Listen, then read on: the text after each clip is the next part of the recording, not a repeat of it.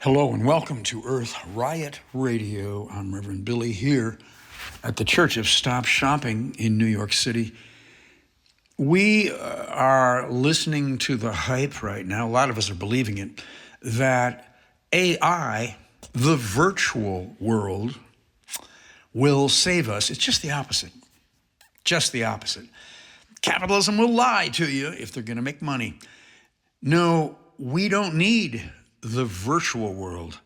We need the earth itself.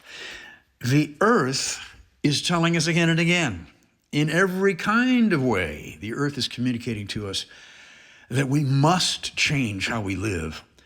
The earth is actually going to leave us like a lover slamming the door, leaving the house. The earth is not intending to continue to share this planet with human beings.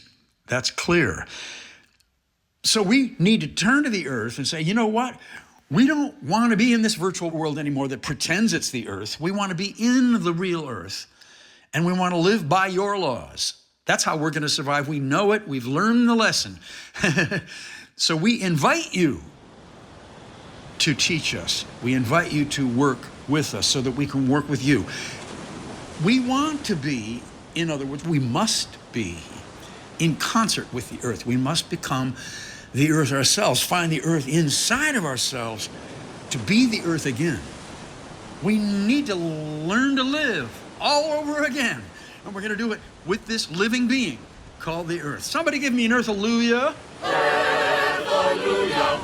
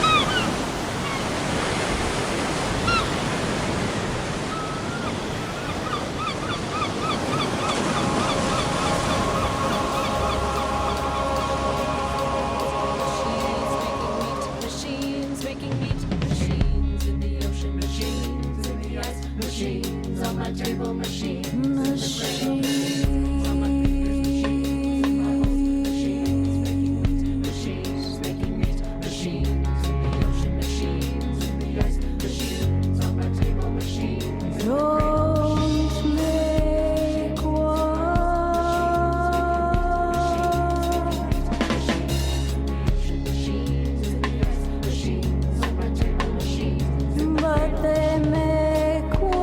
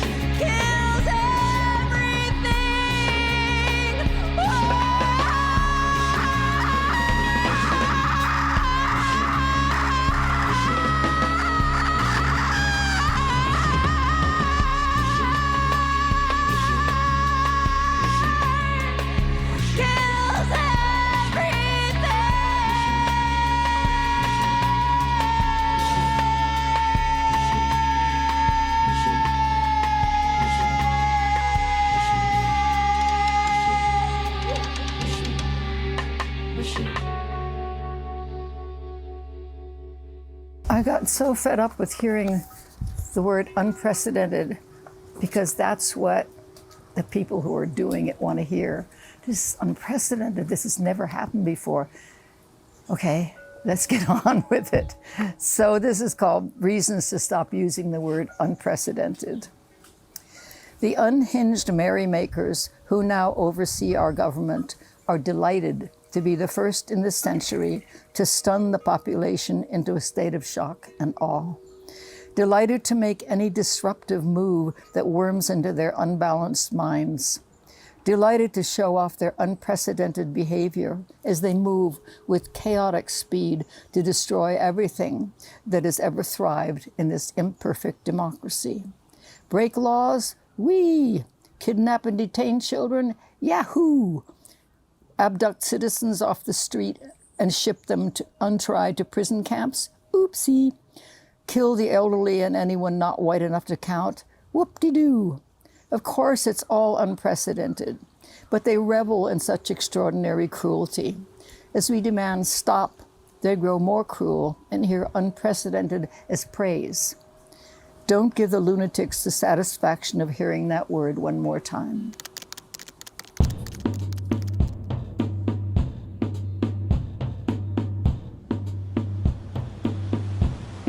Now it has begun.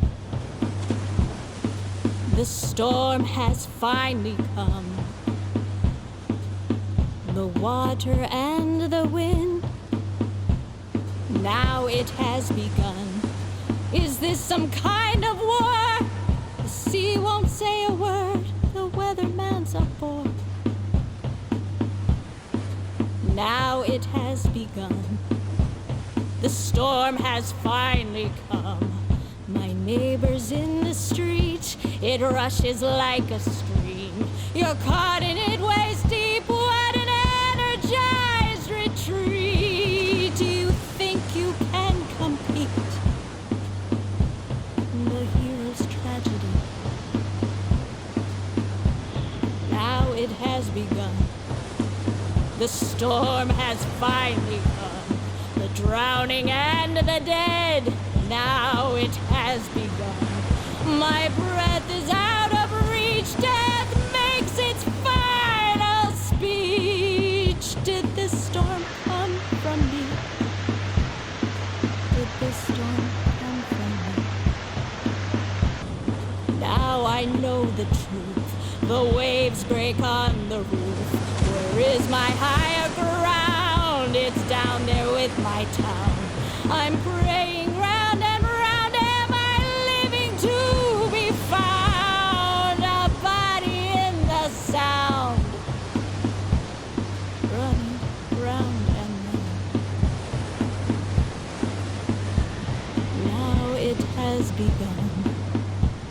The storm has finally come. And the sea begins to speak.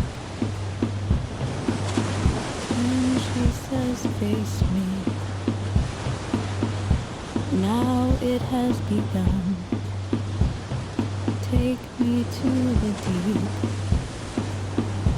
Take me to the deep. Take me to the deep.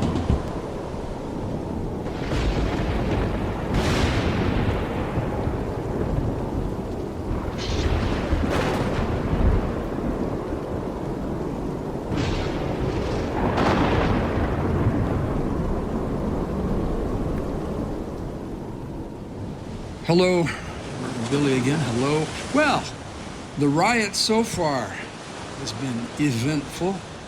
With war kills everything. It certainly does. Nothing worse for the earth than war. Machines, a song that is sung for us by Shilpa Narayan. And then that's followed by Joan Baez, the great peace activist, teaching us again. Thank you, Joan. And finally, just now, you heard The Storm, also sung by Shilpa.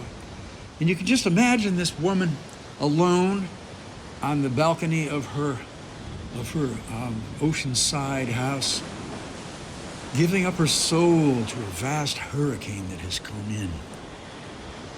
That's the edge that we all stand on right now.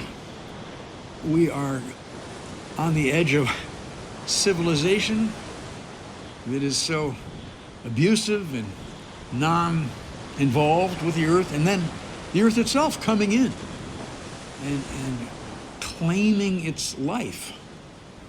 And we can find a way, I hope, to live with the earth. We're made of the earth. We're made of the stuff of the earth and the electricity of the earth. And we can find our way home, can't we? Earthalujah.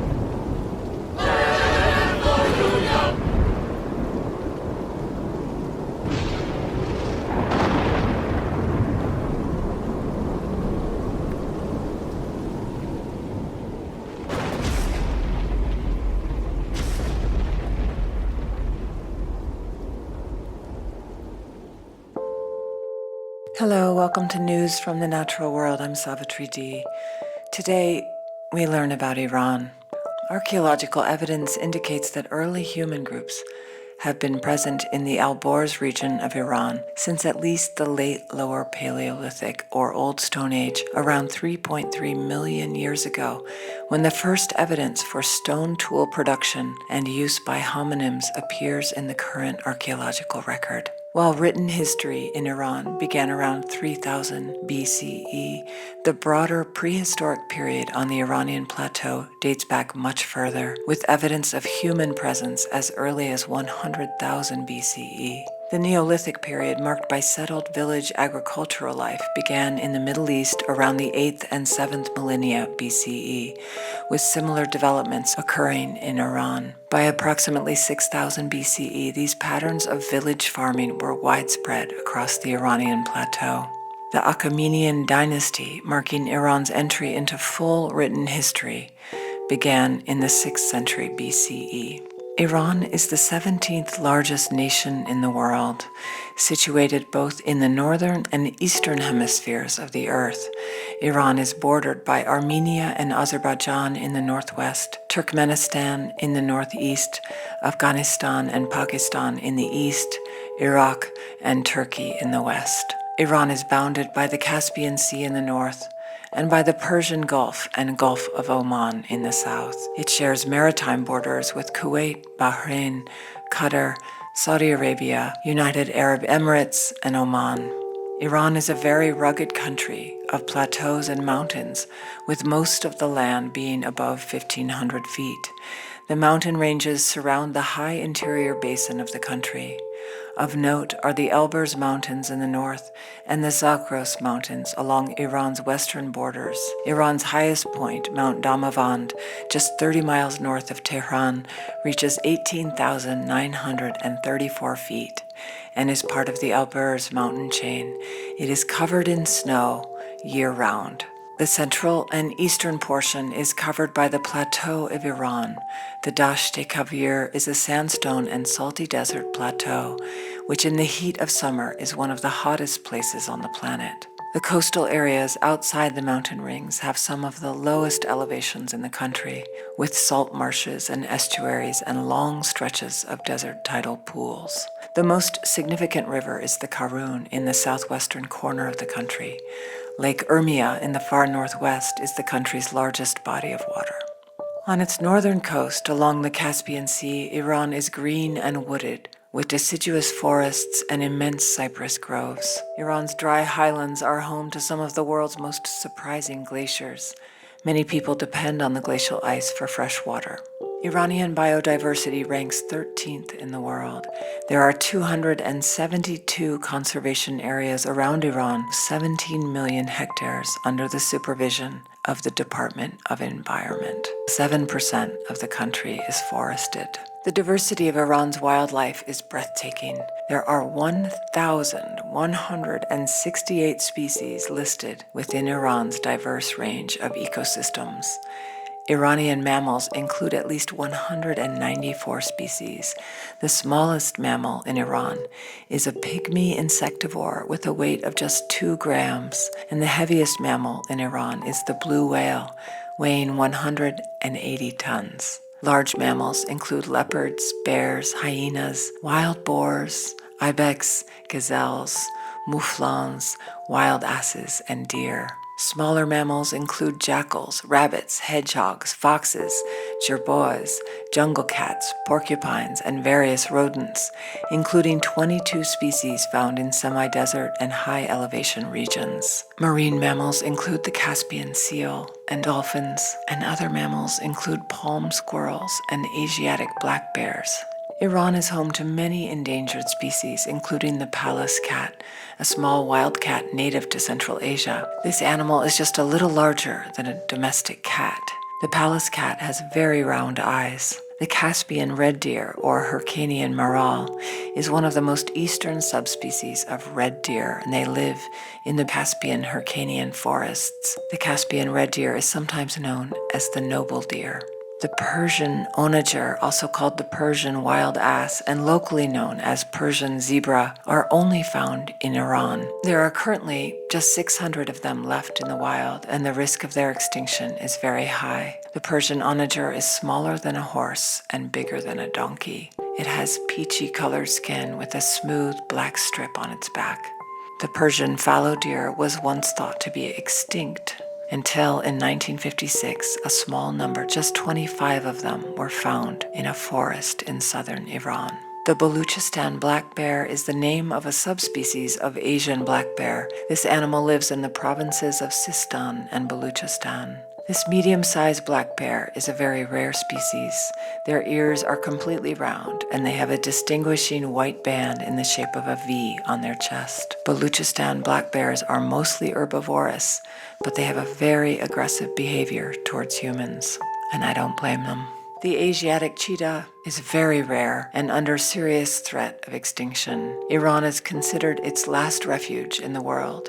For this reason, the Asiatic cheetah is also known as the Iranian cheetah. The results of research in 2019 show less than 30 cheetahs remain in the marginal areas of the central desert of Iran. This estimate is the result of ground mapping by more than 12,000 night vision cameras deployed in various locations. One of the most iconic and elusive creatures of Iran's wilderness is the Persian leopard. Sleek and muscular, the Persian leopard is the top predator in Iran. Iran's birds include over 566 known species, including native, migratory, and transiting birds. 10% of them are endangered. The number of birds in Iran is equal to all the birds in the European continent and 2/3 of the birds in the Middle East. Almost half of Iran's birds spend the winter in Iran as migratory birds. Some just rest temporarily during their long migrations elsewhere. Among the prominent bird species of Iran are the Hubara bustard, the greater white-fronted goose, the great bustard, and the Eurasian curlew. The only endemic bird species of Iran, the Iranian ground jay, is one of the treasures of Iran's deserts. This pinkish, pea-colored bird, it has a boldly patterned and slightly curved slim bill adapted for digging. While capable of flight, the Iranian ground jay prefers to run and will readily perch on trees and bushes. They easily camouflage in desert areas and remain hidden from view.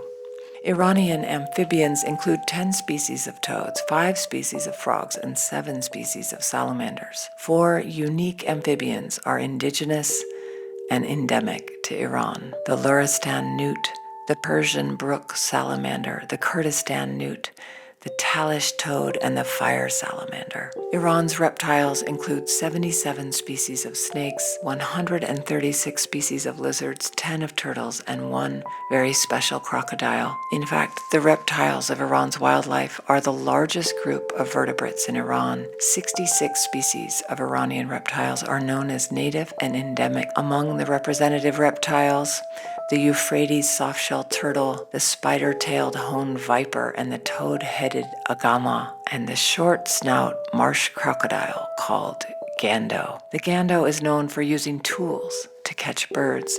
This makes gando the first known tool-using reptile. Gando keeps pieces of wood and branches on their head to lure birds looking for nest-building materials. This strategy is especially effective during the spawning season. Iran is home to several venomous snake species, including the Persian horned viper and the Caspian cobra. It is a seismically active country. Earthquakes come frequently and are sometimes severe. And let's listen to the sounds of Iran.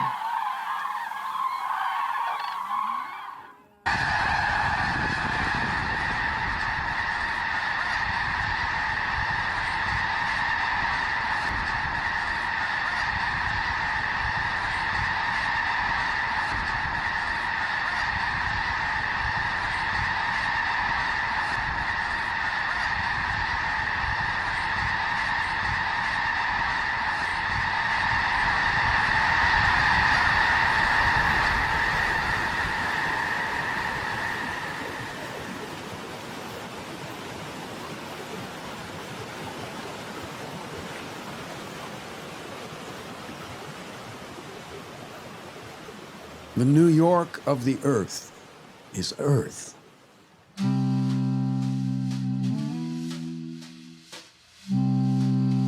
I'm standing in our doorway at dusk, a week after Hurricane Sandy, looking out at the branches strewn up and down the street, hanging over the edges of the roofs. They look like imploring arms, like veins of dark lightning. And with me is our 2-year-old Lena. She hugs my leg and catches my eye with a look from the center of the world. I live in New York City, in Brooklyn here, with my partner, Savitri, and our Lena. We have our place near Prospect Park. There are 20 million people around here, and some of us are in terrible torment.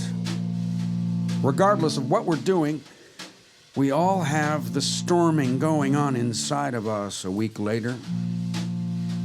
It's a strange feeling that our city was swallowed up by something so dark and huge with the name of a 50s teenager. The way the house groaned and whistled, I can still feel it. Lena, you seem to have moved on. For decades, the storm battering New York City was consumerism, the monoculture. Malls and chains and deluxe condos flooded down into New York's key living organisms, our 500 distinct neighborhoods. Tens of thousands of family businesses and complex laughing and dancing societies on street corners were drowned in the sea of identical details. We lost our soul to an invasive species. Lena coos and laughs, pushing on my arms. Oh, you are a little alluvial drumlin of a girl, an interglacial toddler. And Lena is a New Yorker. We can't see a single logo from our stoop here, from our front door. This is the way to raise a child, logo-free. Look at all the branches and twigs. Lena, the ripped off and crashed tree limbs are everywhere, like death grabs along the pavement. Is Sandy against the demon monoculture? Will the giving and loving in Coney and Rockaway, everybody helping each other, will that rise up against the brands on higher ground? Sandy cracks the right angles, spirals the straight lines, shorts the wires, and we're left kinder for it. Sandy might be just what the apple needs. Suddenly, my neighbor's head makes an appearance, a violation of our scenic view. Good evening, Billy. How is Lena tonight? Hello, Pam. Oh, Lena is in a good mood, but I don't know why. I know why. You do. I'm in the same mood for the same reason. Oh, Pam, tell me, what mood is that? My neighbor's so nice. How can I resist? So pleasant. Her eyes are glinting like sunlight on a lake. Her name is Pam. She says, oh, I don't know. It's the happy mood of... I survived, didn't I? That's all. We look out at the twilight for a minute. The wind sounds like difficult breathing. Is this still Sandy? Pam pipes up. Yeah, we're in trouble. Listen, Bill, I have food on the stove. I'll see you. Bye, Lena. Wait a minute. I love New York. When I was a kid in South Dakota, I used to go out at night and I would gaze up at satellites moving between the stars, and I would dream that Manhattan was a great ship sailing through the dark, piloted by Duke Ellington and Leonard Bernstein. Yeah, I love New York. I bought into this place. I am Broadway, failing to mention Earth, for hundreds of consecutive million-dollar plays. I'm the media and I'm the art machine. Career addicted. At precisely the point that careers don't matter. I'm a Marxist birdwatcher. I'm a green billionaire mayor who doesn't recycle. I'm New York's finest. I put people who act wrong, act a little funny, I put them in the tombs, or worse. Because I work for the big banks. And I'm a New York chauvinist. And it's up to you, New York. And I'm suffering some remorse as the dazzle dims, as the backwater pours in, as the ocean fills Wall Street's basements. The assumption was that Sandy was impossible because nature only comes here in the form of sex, death, and the Bronx Zoo. We didn't build levees because, well, how could a storm stop the apple? The capital of world culture is not New York City. It's the earth. It's the entire wet green and blue rock. That's the center. The whole spinning rock with all its magical life, which gave us Lena.